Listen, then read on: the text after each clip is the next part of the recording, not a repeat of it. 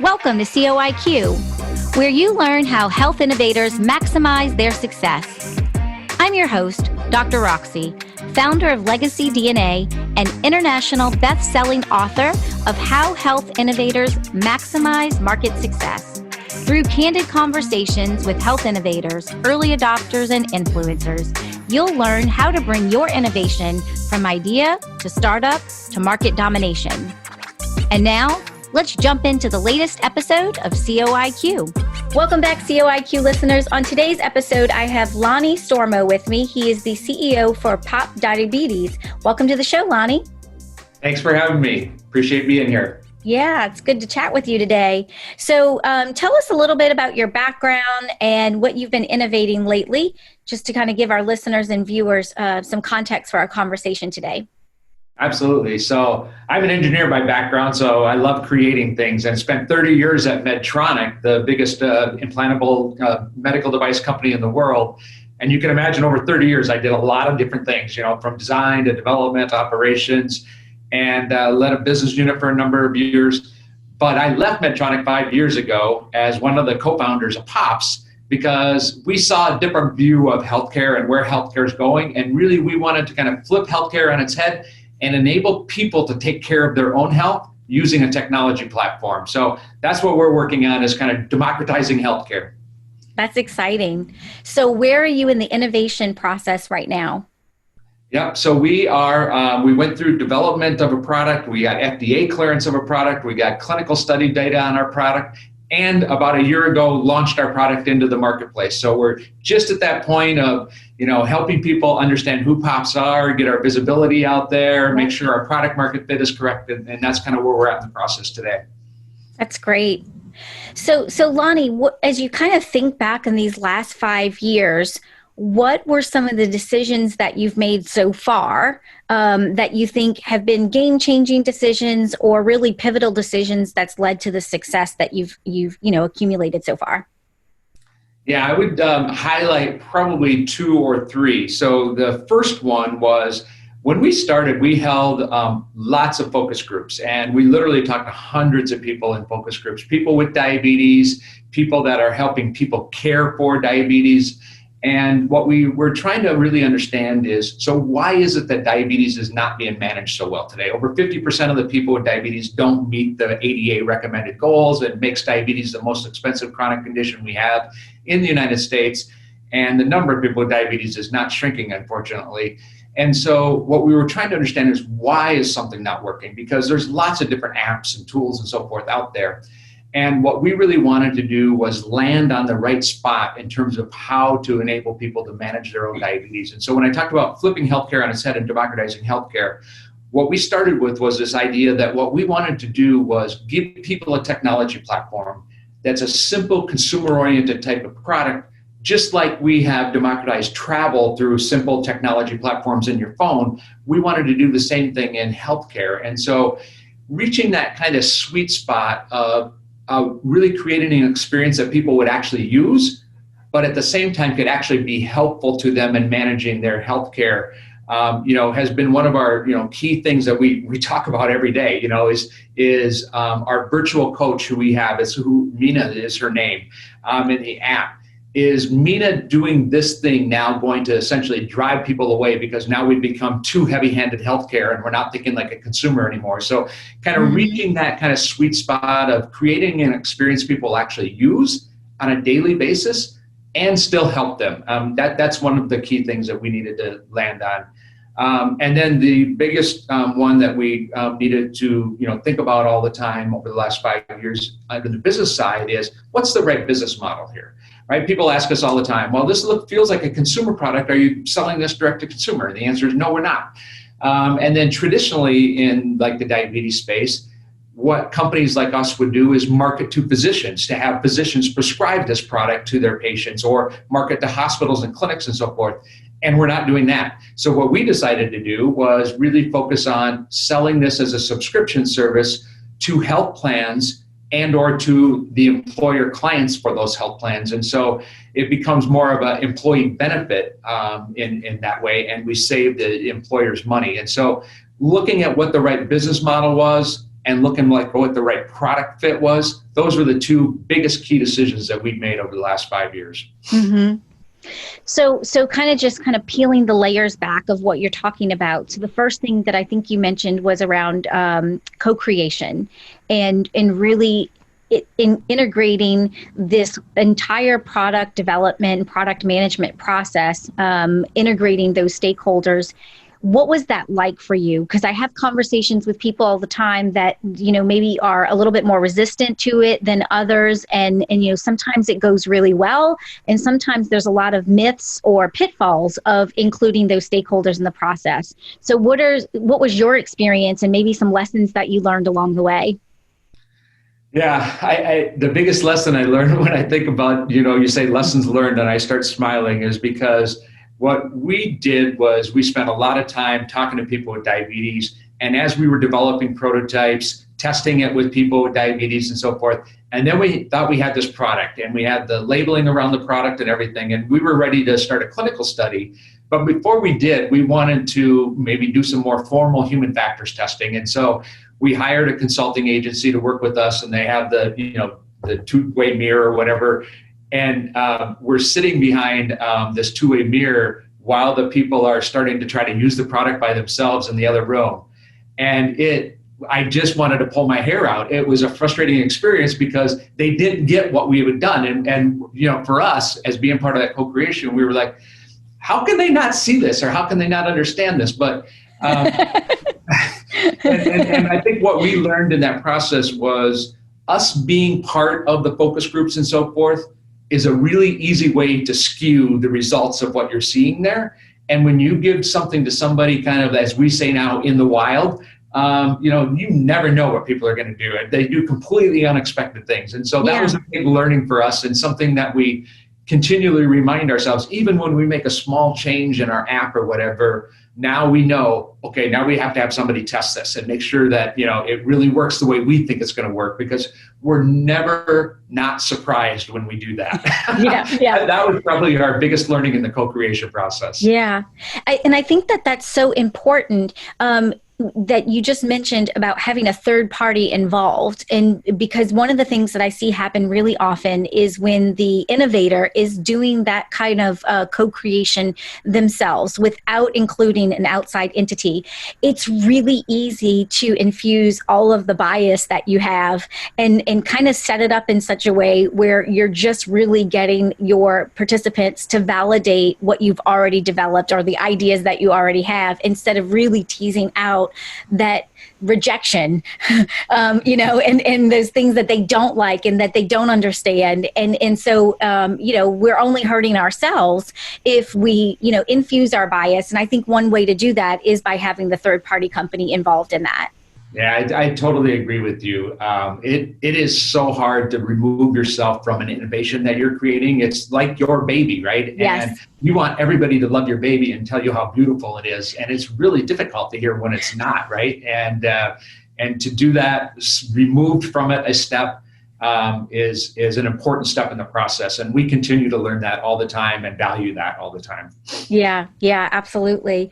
So the other thing that I want to talk about here is I get the sense that what you're doing is although it's diabetes management, and like you said, there's a lot of solutions that are on the market, that you use the co-creation to really figure out very deeply and intimately where the unmet need was, so that way when you were going to market, that you were bringing something that had a market need for it instead of a Me Too product.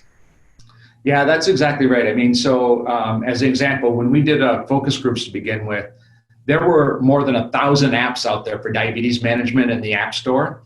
And so we started, talking to people about using apps to manage their diabetes. And one of the things that we found was so, astounding is that we actually worked with a physician to publish this at American Diabetes Association, because what we found was 90% of people said they wanted to use an app to manage their diabetes. And we're like, okay, great. There's 1,000 apps out there. Which one are you using? And what we found was only 10% of them were actually using an app to manage their diabetes. And was, how can it possibly be that there's a big gap between 90% and 10%? Yeah. And the reason is because the apps don't really meet the needs of what the people are doing. And so it's one thing to say, hey, I'm making an app to, help, people with diabetes, but then you kind of quickly find out we're not actually meeting the needs of people. And what one of the themes we found across that was that the apps created more burden than they did benefit. And so what all these apps were doing was asking people to log information and track this and enter this and do this. And the benefit wasn't really for the person that was actually putting the effort into it. It was for gathering data for somebody else or to send it to a physician or something. And so then people do that for 2 or 3 weeks and they go, well, I'm not getting anything out of this. I'm just going to quit doing it. And so one of the mantras we've used from the very beginning is more benefit than burden. So anything we ask the person with diabetes to do, there better be some resulting ROI benefit from that for that person to do that action. Otherwise, it's not worth it to do it. And so, one of the things that we're trying to roll into our product as we think about it is, one, not everybody's the same. There's going to be super motivated people to manage your diabetes and people that aren't so motivated. And you can't have one app that kind of addresses everybody. It just doesn't work. So we try to have me and our virtual coach personalized based on motivation and kind of what you're doing. And the other thing is try to, and we have much more road to cover in this area, but try to use artificial intelligence to create more benefit without always asking the person to do more things. And so that's going to be, I think, the challenge for healthcare as we go forward in general is we need to always be thinking about what benefit are we creating for a person versus just what are we asking them to do.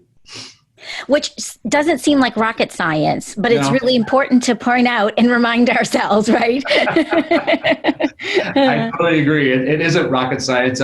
Although I will say, when I talked about like using artificial intelligence, I think one of the things as artificial intelligence becomes more and more use in the healthcare industry, so far a lot of AI kind of talk has happened about terms of how do we make doctors more efficient, or how do we take an X-ray and point out to the physician, this is the area you should look, right? That's how AI has been used a lot. Yep. But what we need to do more and more of is start getting AI to help individuals like ourselves take care of ourselves better. And I think that's happening, right? I mean, we're one of the companies that are trying to do that, but other companies are trying to do that too. And that to me is going to be in when AI really becomes useful for individuals like us. Sure. Yeah, absolutely. So what was it like for you pitching your story to the investor market or even to the market that's paying for this solution when you're going into a market that is already seems to be saturated and trying to differentiate what you have to offer from the, let's say the 1,000 of apps that are, kind of cobwebs right now? Right. Yeah, that's a really, really good point, and it's one that we've been thinking about and battling, for the last 5 years. Because as soon as you say diabetes, I've heard it 5 years ago, and I still hear it today. Oh, there's a lot of things out there for diabetes already. How can you possibly be any different? And sometimes, unfortunately, and this is just more work I need to figure out how to do better, is even after I make the pitch, sometimes people say to me, well, if you boil right down what you have, you really have another sensor and another app. That's what everybody has. And it's like, yes, if you boil it down to that low point, that is true. But you need to look kind of at the essence of that. And so what we try to do is always kind of work on our messaging of how can we make this easier to do. So as an example, we're doing all of our pitches, whether investor or sales pitches today virtually. And so one of the things we've done in doing that is we've added a webcam so we can actually show people directly the difference between kind of the traditional test kit that's out there and our device to get a blood glucose measurement. And when people see that, we've actually gotten feedback from people. That's really valuable when you do that. And so when people can see the difference, then they start to think, okay, now it's different, rather than just seeing it on a slide. And then, the whole makes it more real. Yeah, it becomes more real. And then the whole idea of, what we do is we ask a person. So like if I was pitching to you, I would ask you, would you rather have a live coach connected to your device, kind of watching you all the time? Or would you rather have a virtual coach in your phone giving you feedback kind of, when it's appropriate? And more often than not, people say, yeah, I don't want somebody kind of watching me and so forth. And we're like, well, that's the experience you're giving your people with diabetes today. Is that what you want to give them? So it's how do you make it more real to you as an individual? Yeah. So I know that you've your story and your brand has evolved, and those are such fundamental pieces to the commercial success. So take us through that journey. And I think for any brand, there's an evolution process. But as a CEO with an engineering background, kind of help us understand what that was like in the beginning, and then what were the results of that first approach, and then what you did differently, and kind of now how you're getting different results. Yeah, I absolutely smile when you ask that question because, you see this often in innovation companies, right? Where you have three engineers, which is our case, three engineers get together and come up with this idea. And at the same time, we're branding it. And that's a terrible idea, but it happens all the time. Dangerous. We did come out with a very engineering branded, name and logo and colors and our website and so forth. We're very, very fundamental, basic kind of engineering kind of stuff. And so that's what we ran with for a while. And that worked fine for our early investor conversations and so forth. And I think investors early, as they're looking at companies like ourselves, realize that, okay, this isn't the commercialized brand yet. And then when we got closer to commercialization, we hired a marketing and brand director. And she just completely came in and changed everything that we had done. And it was fantastic. Every time she showed us something, we were like, oh, we love it, So we knew what we wanted. We just didn't know how to create it. And so bringing somebody in with that kind of point of view and that expertise and that thinking completely transformed what we wanted to do. And she did a good job by saying, well, what is it we're trying to do? What are we trying to be? When I talk about things like democratizing healthcare and putting healthcare in people's hands, so she came up with the tagline, own your life. Right? Which as soon as she showed it to us, we were like, that's beautiful. We love it, kind of thing. Because that's exactly what we're trying to do is you own your life. We're not going to manage you. And so she got it. And so that transformation really helped. And I can tell you one of our board members who was the lead investor in our Series A, they told us after the fact, I didn't know this at the time, but they said after, Tamara came in and kind of rebranded everything and stuff, they said, yeah, actually, one of the things that's almost stopped us from investing in your company was your website and how you guys looked and so forth, brand-wise. We decided to go ahead, and it was actually their investment that allowed us to actually make that transformation. Right. But so that does matter to people, whether it's investors and so forth. And now today, we get great feedback from our clients and from the people that use our system and so forth that they love our brand. Hey, it's Dr. Roxy here with a quick break from the conversation. Are you trying to figure out what moves you need to make to survive and thrive in the new COVID economy? I want every health innovator to find their most viable and profitable pivot strategy, which is why I created the COVID Proof Your Business Pivot Kit. The Pivot Kit is a step-by-step framework that helps you find your best pivot strategy. It walks you through 6 categories you need to examine for a 360-degree view of your business. I call them the 6 critical pivot lenses. As you make your way through this comprehensive kit, you'll be armed with the tools, tips, and strategies you need to make sure you can pivot with speed without missing out on critical details and opportunities. Learn more at legacy-dna.com/kit. So do you feel like you're gaining more traction in all of the conversations and the work that you're doing because of this new story that you're telling? Absolutely, without a doubt. So I'll give you 2 examples. So one example that we continue to get great feedback on is, so when our competition signs up a person with diabetes to use this system, they call them members or they call them participants. And what we decided to do with the tagline, Own Your Life, when somebody signs up and use our solution, we call them an owner. Now that may sound like nothing, right? But when you actually say that to a client, they're like, oh, I love that. And, it immediately gets across how you're coming at this differently than other people are coming at it. And so those little things really, really do matter as you're kind of pitching out the company. And then the second thing I'll mention is, so one of the focuses that we put, and as we talk about kind of our sales funnel all the way down to an individual, kind of call to action, we put a lot of effort into our digital presence. And so we want what is Pops to be, what is our brand and so forth to be known no matter what your favorite thing is, if it's Instagram or LinkedIn or our website. And so we get feedback regularly from people that, oh, I love your website. I love the kind of, the casual language you use and things like Yeah. that. And our, SEO, ratings have gone, skyrocket in the last 6 months. We have 10,000 social media followers, things like that. And so, yeah, that kind of work is it's really cool to see that happening. And what's cool about it is I have no idea how to do that, but it's fun watching our team figure out how to do it. So I think that what you're describing here is, the messaging, the branding, the packaging, and how critical that is to commercial success, that even if you have an incredible technology, that it is not going to sell itself. And, we know that, but that these things are just fundamentally important.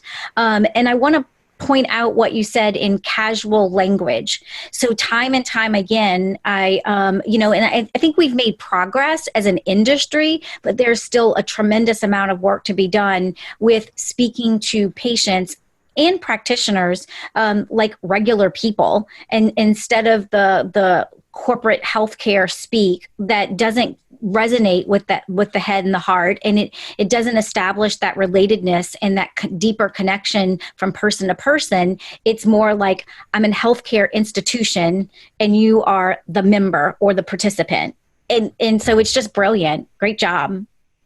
Thank you. I appreciate that. And some of that stems from my own personal bias, right? I mean, I always say nobody strives to be a patient. Nope, that's nobody's goal when they wake up in the morning. I'm going to be a patient today.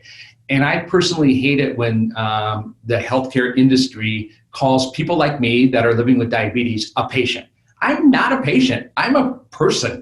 Yeah, right. I happen to live with diabetes, but that's a condition. Just like if somebody has eyeglasses, and they need those to see better. Well, they're not almost all of a sudden a patient. They're just a person that wears eyeglasses. I'm a person managing my diabetes, and so I think the industry in general needs to make a shift and start thinking of people and not like patients. Mm-hmm, mm-hmm. So there's two other things that I want to talk about. One is your business model. So you have a unique business model for a healthcare company. So what were some of the things that you wrestled with in kind of determining where you would land and how you would introduce yourself, the business model into the marketplace? Yeah, so one of the last things that had to fall in place for me personally before I decided to leave my job at Medtronic, which I had a great career there, so why leave, was the business model. Because we thought we had a great idea and a great concept, but I knew that going and getting reimbursement in kind of the traditional healthcare industry would be a huge mountain. I did that at Medtronic with all the resources of Medtronic, and here we were going to have no resources. How are we going to possibly do that? Yeah. So when we kind of figured out that, actually most of the healthcare payments in the United States are happening out of private commercial employers, why not go ask them to pay for this? Because they're the ones that are going to benefit from it when these people are healthier and happier and so forth. So why not ask them to? And so switching our mindset from, oh, you have to go get payer reimbursement and stuff the way healthcare traditionally thinks, to let's go ask the people who really are banking this pocketbook, was a key milestone for us. That was just like light goes on and we're like, okay, now let's go do this. But the challenge of doing that, obviously, is getting everybody to start thinking like that. And Mm-hmm. 5 years ago, we weren't selling yet, but in kind of telling people this is what we were going to do, people were like, "What? You're gonna ask employers to pay for this? How is that going to possibly work?" The good news is that employers started to actually take a more active role in trying to find solutions like ourselves. And so now, when we have FDA approval now in the last year and so forth, it's a little bit better position than if we would have been breaking into this and trying to get those employers to, pay us 5 years ago. So that's the good news for us, is that we've made progress in that area about how employers could actually start to pay and benefit from this. Mm-hmm. Yeah. So you've got some great news. You've got some exciting things that have happened recently. And, I want to make sure that you have an opportunity to share with us, those things. And I think it's incredibly important, especially in this climate that we're in right now. We're hearing a lot about the obstacles and the barriers and the challenges. And so what's happening? What are some of the new highlights that you have going on? Yeah, like everybody, I think everybody saw basically just a slowdown or a stop or a pause, kind of starting in February and March when COVID-19 hit, because everybody's trying to reassess what does that really mean. And we saw that too.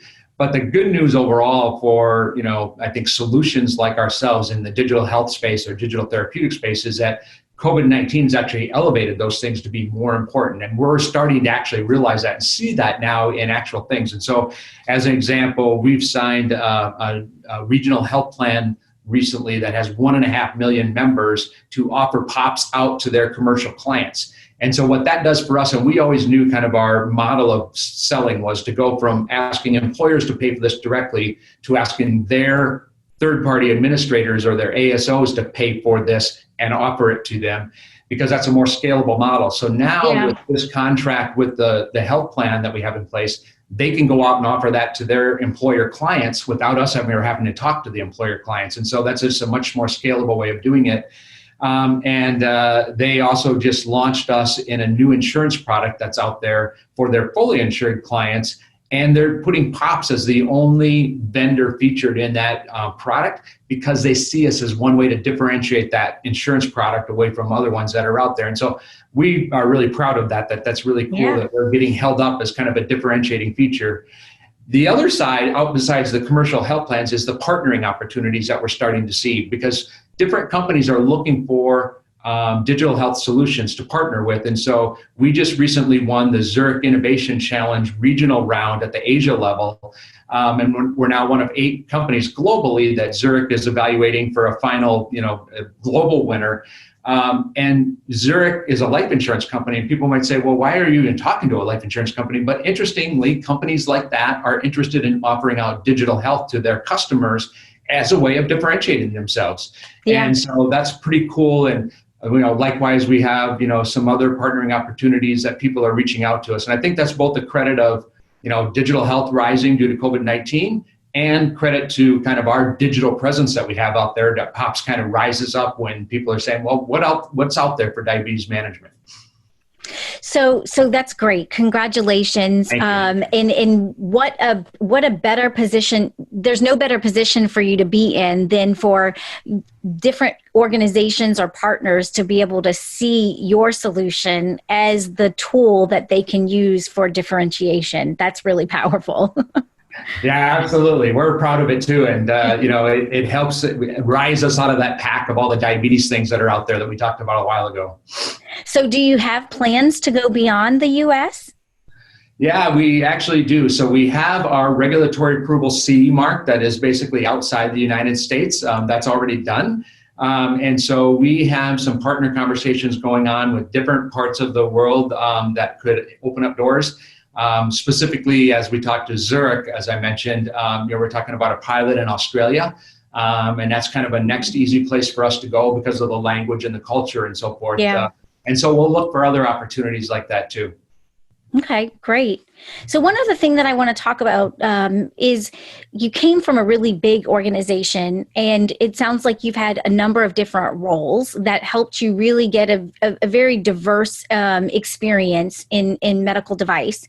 And so how did that experience transition or translate into you being an entrepreneur and starting your own company? And, just highlight, I'm sure there's tons of them, but just highlight some of the differences between being part of a large institution and then starting your own small company from scratch. Yeah, it is a big transition. And so what I've often said to people when I had 30 years at Medtronic and able to do all these different types of roles that I did, from operations to quality to clinical to regulatories, I didn't know it at the time, but I was training to be a CEO of a startup, because as a CEO of a startup or a founder of a startup, you need to know how to do all those different things. And so that was fantastic experience for me. And interestingly, I thought when I left Medtronic as an older person, you can imagine, I'm in my 50s, leaving Medtronic after 30 years, that this was going to be a deficit to me, that investors would never invest in this person that, has only worked at a corporation and he's, not this, young 20-year-old hungry person. But it turned out that I quickly found out that actually having that pedigree of 30 years as a corporate life of Medtronic is my biggest asset. So I never go now without, starting by saying I spent 30 years at Medtronic, because people listen all of a sudden because, okay, this person knows what they're talking about. So all the millennial startups, startup founders that I talk to always say, and I hope you don't get offended by this, but that the advice that they always get is they need to have some gray hair on their board and their advisory team to give them the credibility that you have. Yeah, and believe me, I'm not offended by that. I'm just glad you can see I have hair. Right.